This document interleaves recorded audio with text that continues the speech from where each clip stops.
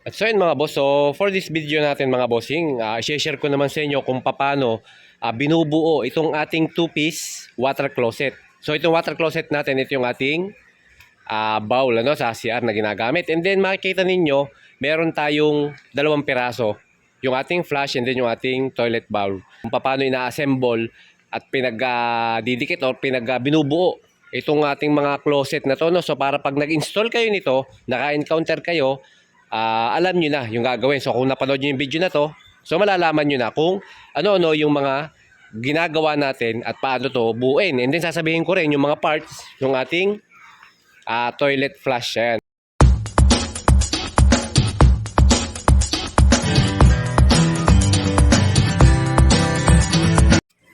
So yan na, inopen natin yung box. So unang makikita natin itong ating toilet seat cover. So bali ito yung pinakatakip ng ating toilet bowl.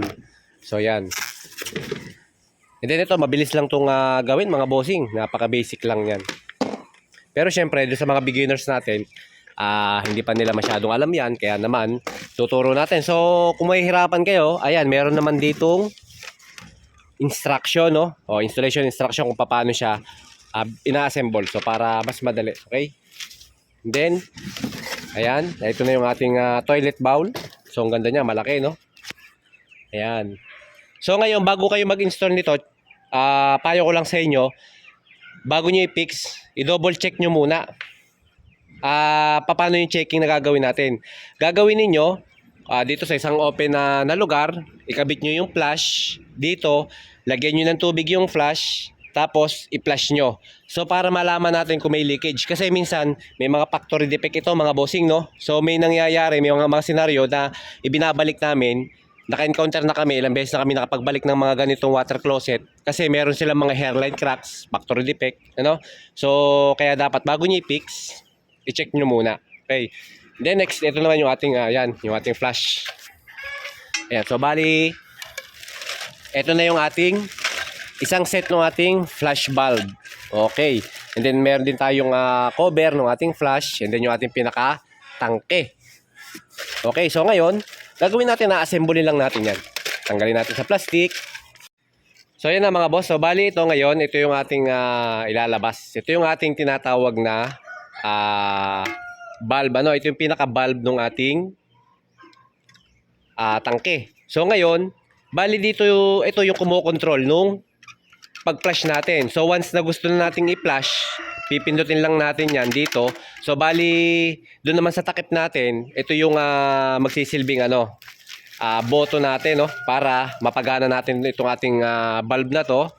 And then ito yung gagamitin natin, ito yung ating full push para sa bulb natin na ikinakabit naman natin dito sa ating sa ating pinakatakip ng ating toilet tank, So bali yung ating ito palang bulb natin. So explain lang natin itong makikita niyo dalawang pindutan. So ito merong kulay green and then merong puti. So itong green, ito yung tinatawag na half flash. So pag iihi tayo or wiwiwi tayo or konti lang yung ating tubig na kailangan, ito yung pipindutin natin. Pero kung kailangan naman natin ng full flash or yung maraming volume ng tubig, ito. So ngayon, itong half flash na to, meron siyang adjustment. Ito nakikita nyo yung mga number na dyan, no? Ngayon, pwede nyong i-adjust yan, depende sa dami ng tubig na gusto nyong palabasin dito sa ating tangke. Kung gusto nyong matipid lang, ilagay nyo sa number 1. Okay, kung gusto nyong medyo maraming tubig, di lagay nyo sa number 14. Sagad nyo kung gusto nyo ng maraming tubig. Okay, no? So, nakadepende na yan sa inyo. So, yan lang yung ating tips dito sa ating bulb. So, bali, meron naman tayo ditong refill tube, no? So, bali, itong hawak-hawak ko na to, dito, pumapasok yung tubig. Okay, tapos ito namang, itong nakikita ninyo, so, parang ito yung floater niya, floater bulb niya. So, once na ma-reach niya yung limit or yung dami ng tubig, so automatically ito yung magpipigil or titigil dun sa pagpasok ng tubig dito sa ating tangke. So ngayon, ito kasi ibang model to, no? So meron tayong universal and then yung dating mga bulb natin, may floater bulb na bilog, no? So ito wala. So ito na yung floater bulb niya. Ayan. So aangat yan ito, katulad niya pag napuno ng tubig. Okay, so yan, aangat yan para tumigil na yung pagpasok ng ating tubig. And then meron din tayong connecting bolt. So bali itong bolt na to, ito yung magko-connect dun sa ating tangke at saka dun sa ating toilet bowl. Okay, so ito yung mga parte ng ating pinakatangke. So ngayon, a-assemble na natin. So paano pag-assemble? So papakita ko naman sa inyo actual. Bali, ito mga boss yung ating unang ikakabit. So tatanggalin natin muna itong ating pinaka-washer niya. Itong ating nut. Okay? Pagtanggal natin ng nut, tanggalin natin yung nut. And then may washer yan. Tapos, may gasket. Ayan. So, yan yung ating mga parts. Itong ating nut, washer, and then itong ating gasket. Okay? So, ngayon, iiwanan natin itong malaking gasket na to. So, ito, nandito yan sa loob. Yan. So, bali ang pwesto niyan, mga boss, ganyan ha. Yan. Itong part na to, nandito na side na yan. Tapos, ito, ganyan dapat. Okay? So, yan. Pagkatapos, unahin natin yung ating gasket. Okay? Tapos, yung ating washer. At pagkatapos, itong ating nut. Itong ating pinakalock. Yan. Kailangan mahigpit to mga boss ha. Dapat ihigpitan nyo ng todo. So, bali, bare hand lang yung gagamitin natin sa paghihigpit nito. Kaya naman ito. Yan. At syempre, tetestingin nyo muna kung may leakage. Namang refilling tube naman ang isusunod natin. Ito. So, ngayon, tatanggalin nyo lang din itong ating ayun. Nalaglag pa. Tanggalin natin itong itong nut ulit. Yan, nut at saka washer. Yan, nut at washer, tatanggalin natin. Iwanan ulit lang natin yung gasket bago lagay natin. So, dito na part na to, sa maliit na butas siya. Natin nilalagay, yun. Tapos, balik lang natin yung ating washer. Then, yung ating pinakanut. Kinakailangan, mahigpit din to mga boss, ha.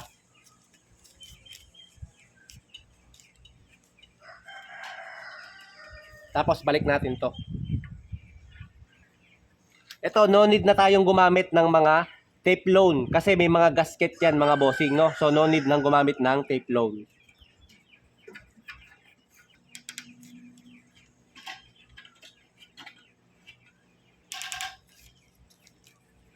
So, ayan na mga bossing, yung ating itsura. Yung ating mga valve. So, kinakailangan lang ito. Yan, napipihit naman yan. Kinakailangan, ganyan ang pwesto niya. Position ng ating push button. Kung anong ano yan, no? So, kinakailangan, ganyan siya. And then ito, meron tayo ditong malit na ito, tubo. Lagay natin doon.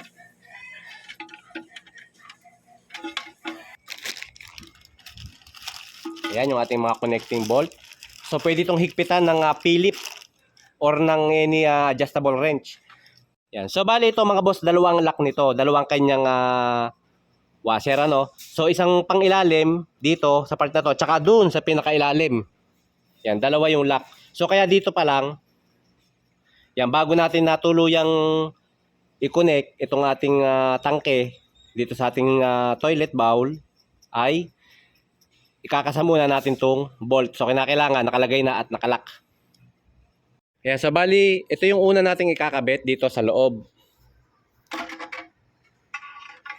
Yan. Pagkatapos, lalagay natin yung ating gasket ulit. Tapos, lagay natin itong ating washer. Yan. So, may gasket to dun sa loob. Sa loob, yun o, meron yung gasket sa loob.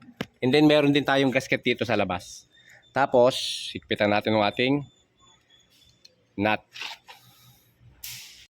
Ayan, so bali yan na mga boss yung full setup ng ating tangke. So bago natin connect dito sa ating toilet bowl, no? So isa lang naman lagi ang tatandaan nyo dito mga boss. Pinaka-importante sa lahat para hindi tayo magkaroon ng back job at yung may iwasan yung leakage, higpitan yung mabuti.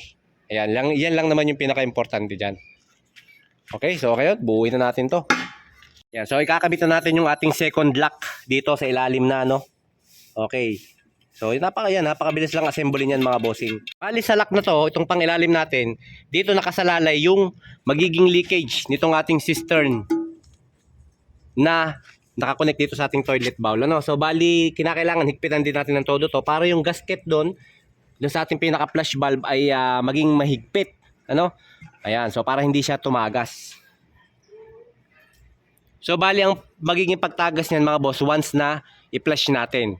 So may tendency lumabas dito sa part na yan or kahit sa part yan kapag hindi masyadong mahigpit to. Ayan, next naman mga bossing, itong ating pull push. So bali, itong pull push natin, itong maliit, yun yung nakatapat dito sa ating half flush. And then itong ating malaki, ayun yung nakatapat dito sa ating full flush. And then ito, mga bossing, itong kita nyong rod na to, itong puti, adjustable yan. Pwede siyang putulan kung tutukod siya dito. Ano? So, syempre, bago nyo putulan, itesting nyo muna kung siya ba ay tumutukod o hindi. Pero minsan naman, ito naman ay eksakto na. Halos ikakasa na lang natin. And then dito natin siya ilalagay. So, bali magiging ganyan yung pwesto niya. Kung ayaw nyo naman siyang putulan, pwede nyo siyang i-adjust dito. Dalawa yung adjustment niyan. Meron ditong, ito, lock na yan. No? Pipihitin nyo lang yung thread na yan. Kung gusto nyo i-adjust yan, iikutin nyo lang yan para umigsi siya. And then, pwede nyo rin siyang pahabain. Okay? So, kung ayaw nyo magputol. Yan. So, yan lang yung adjustment niya. Yan. So, bahala na kayo. Basta ito yung adjustment niyang isa. Tapos ito. Pihitin nyo lang. Okay na yan. Ayan. So, yan mga boss. Nakakabit na siya, no? So, bali yung pag-adjust naman natin ng ating pull push. Pag-adjust niyan kapag nakakabit na to. So, malalaman nyo naman yung volume ng tubig kung okay ba siya. Tapos, kung may leakage. Pag halimbawa may continuous leakage na dumadaloy dito o yung tumutulo, pwede nyo i-adjust yan. Pwede nyo paiksiin yung rod kasi ibig sabihin tukod siya, no? So kapag may leak dito, so doon na lang, actual na lang ang pag-adjust nito. Okay? And then ngayon yung seat cover. Ito. Para tayo matapos na. Pero bago tayo natin ikabit yung ating seat cover, kabit muna natin yung ating flexible hose. Yan, itong flexible hose natin, bago nyo install itong ating water closet, mas maganda kung nakakabit na to. So para hindi na kayo dumudukot at saka na-adjust natin nahihigpitan natin ng ayos. Okay, kasi minsan nakaka-leakage yan kapag nahuli. 'Di ba? Nakakabit na yung ating water closet bago na tsaka natin ihahabol yung pagkabit nitong ating flexible hose, hindi na natin mahigpitan. Dito pa lang sa labas, kinakailangan automatic nakakabit na yan. Yan, no need nang gumamit ng dito tape low na kasi may gasket yan mga boss ayun . So no need nang gumamit ng tape low. So yan, para naman sa ating seat cover, so meron tayo ditong bolt ulit. So bali yung likod niyan, meron niyang bukasan. Iba-iba yung design, mga bossing ng ating seat cover, no? So minsan, itong ating mga bolt na to, nandun yan sa loob. And then minsan, nandito yung sa labas. Yan, so ito, kailangan nakakabit yun bago natin isalpak doon sa loob. Tapos, washer. Tapos, nut.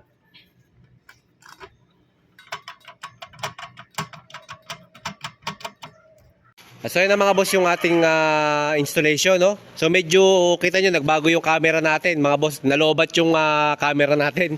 So ito gumamit lang tayo ng ibang camera, so medyo malog yung ating kuha, tsaka medyo malabo, no? Yan, okay na. So ganun lang kabilis yung pagbubuo ng ating two-piece. Pero mas recommended ko mga bossing na kung bibili kayo ng mga water closet, mas maganda yung two-piece, yung one-piece lang. Buo yung flush hanggang dun sa ating toilet bowl. So hindi katulad nitong two-piece kasi prone kasi sa leakage to mga bossing. Isa pa, kita nyo, medyo nadadagdagan yung trabaho natin. Pero kung bibili kayo ng one-piece, medyo mababa yung risk natin sa mga leakage. At saka syempre, hindi na tayo magbubuo-buo pa nung ating mga mechanism dyan sa ating tank, no? So ganun lang mga boss. So yan.